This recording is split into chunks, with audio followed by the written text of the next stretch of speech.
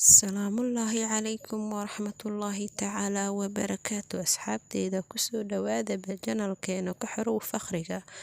Waxaan maanta ka hadli doonaa barnaamijka ku saabsan malmalka iyo faa'iidooyinka uu u leeyahay bini'aadanka iyo saameynta uu u geysan karo uurka.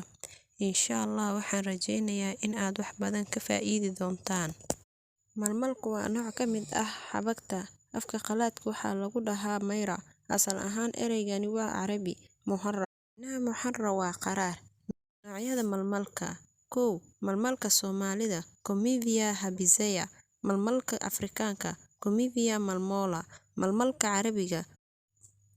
Carabiga Comivia abyssinica. Faa'iidooyinka caafimaadka uu malmalka u leeyahay waa jeermis. Waxa uu leeyahay maado antibiyootik oo bakteeriyada baabi'isa. Waxaa kaloo loo isticmaalaa ku daaweynta nabraha ku dhaca afka iyo ilkaha iyo dhunta. 2. Caado wareerka. Waxaa loo adeegsadaa in uu soo dedejiyo caadada marka ay haweenku qaarkood ku xanuunsadaan caadada ama ay ka xiranto. 3.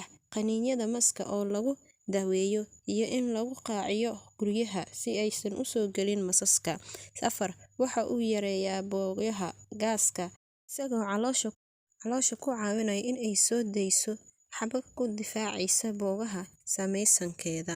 5. Qufac joojiye. Waxaa lagu joojiyaa qufaca wata riixyada iyo cuncunyada dhuunta una badan carruurta. Sida loo isticmaalo malmalka: siyaabo kala duwan ayaa loo isticmaalaa malmalka, sida cabitaan, ismaris, luqluqasho, uumis iyo budo ahaan.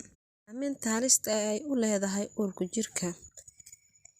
MB hooyooyinka uurka leh iyo kuwa nuujiya waxaa looga digayaa in ay isticmaalaan maadaama la arkay in uu ilmaha soo rido.